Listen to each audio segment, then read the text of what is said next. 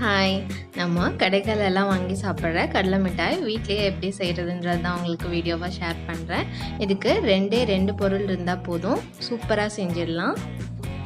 முதல்ல வேர்க்கடலையை வறுத்துடலாம். அதுக்கு ஒரு பேனில் 1 டேபிள் ஸ்பூன் ஆயில் ஆட் பண்ணிக்கோங்க. இப்போது நான் 1 கப் வேர்க்கடலை எடுத்துருக்கிறேன். அதை நல்லா வறுத்துக்கலாம். வேர்க்கடலை வறுக்கும் போதே பட்டு பட்டுன்னு சவுண்டு கேட்கும், அதே மாதிரி கலர் சேஞ்ச் ஆகும். அப்போ நம்ம அந்த ஃப்ளேம் ஆஃப் பண்ணிடலாம். வேர்க்கடலை நல்லா ஆறுனதுக்கப்புறமா தொளி எடுத்துகிட்டு மிக்ஸி ஜாரில் போட்டு நம்ம கொரன்னு அரைச்சி எடுத்துக்கலாம். பல்ஸ் பண்ணி தான் அரைக்கணும். ஸோ இந்த மாதிரி பல்ஸ் பண்ணி இந்த மாதிரி பவுடர் மாதிரி எடுத்துக்கணும். இப்போது நான் இங்கே 3/4 கப் மண்டை வெல்லம் எடுத்துருக்கிறேன். இதை கொஞ்சமாக தண்ணி சேர்த்து நம்ம ஃப்ளேம் ஆன் பண்ணி அந்த வெல்லம்லாம் கரைஞ்சதுக்கப்புறமா அந்த தூசை மட்டும் நம்ம ஃபில்ட்ரு பண்ணி எடுத்துக்கலாம். ஃபஸ்ட்டு இது நல்லா காய்ச்சணும். நல்லா அந்த உருட்டு பதம்னு சொல்லுவாங்க, அந்த அளவுக்கு நல்லா காய்ச்சணும். ஸோ முதல்ல நம்ம இந்த இதை வடிகட்டி எடுத்துகிட்டு அதுக்கப்புறமா தான் நம்ம அந்த ப்ராசஸ் பண்ண போகிறோம். நம்ம இந்த மண்டை வெல்லத்துக்கு பதிலாக நீங்கள் வெள்ளை சர்க்கரை சேர்க்குறதுனாலும் சேர்த்துக்கலாம்.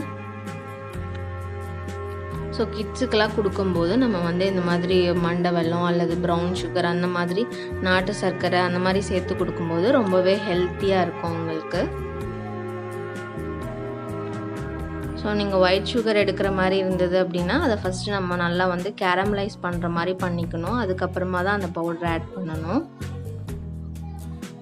ஸோ இப்போ இதை வடிகட்டிடலாம். எந்த பேனில் நம்ம கடலை மிட்டாய் செய்ய போகிறோமோ அதில் நம்ம அதை வடித்து எடுத்துடலாம். திருப்பி நம்ம அடுப்பில் வச்சுட்டு இதை கிண்ட ஆரம்பிச்சிடலாம். நல்லா அந்த பதம் வரணும். ஸோ இது நல்லா கொதிக்கட்டும். நீங்கள் அதை செக் பண்ணி பார்க்குறதுக்கு கொஞ்சமாக ஒரு பிளேட்டில் தண்ணி எடுத்து வச்சுக்கோங்க பக்கமாக.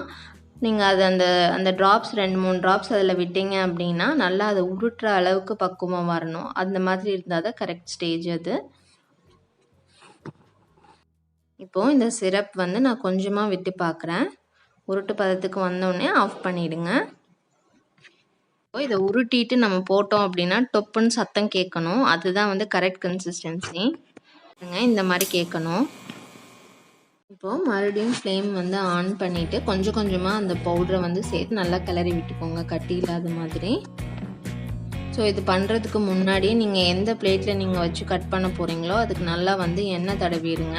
ஏன்னா நம்ம இன்னொரு பிளேட்டுக்கு நம்ம இது பண்ணுறதுக்குள்ளே செட் ஆகிடும். அதனால் ஃபஸ்ட்டே அதை ரெடி பண்ணிவிட்டு நம்ம இது ரெடி ஆனோடனே நம்ம அதில் மாற்றிடணும். பாருங்கள், இந்த இது மாதிரி நல்லா ஒட்டாமல் வர மாதிரி இருந்தோடனே நம்ம ஃப்ளேமை ஆஃப் பண்ணிடலாம். இப்போது நம்ம எண்ணெய் தடவி வச்சுருந்த பிளேட்டுக்கு நம்ம அதை மாற்றிடலாம். மாற்றிட்டு நல்லா ப்ரெஸ் பண்ணி விட்டுக்கோங்க.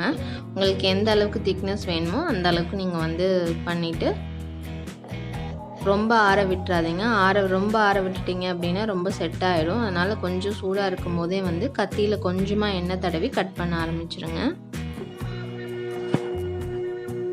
பீஸ் போட்டுடலாம். கொஞ்சமாக கத்தியில் எண்ணெய் தடவிட்டு கட் பண்ணுங்கள். அப்போ தான் கத்தியில் ஒட்டாமல் இருக்கும். பாருங்கள், நம்மளோட சூப்பரான கடலை மிட்டாய் வீட்லேயே ரெடி பண்ணிடலாம். அதுக்கு ரொம்ப இன்க்ரீடியன்ஸ் எல்லாம் தேவைப்படல, 2 பொருள் தான். இது குழந்தைங்களுக்கும் தாராளமாக கொடுக்கலாம். ஸோ நம்ம பவுட்ரு பண்ணி வச்சுக்கிறதுனால உங்களுக்கு சாப்பிட்றதுக்கும் கொஞ்சம் ஈஸியாக இருக்கும்.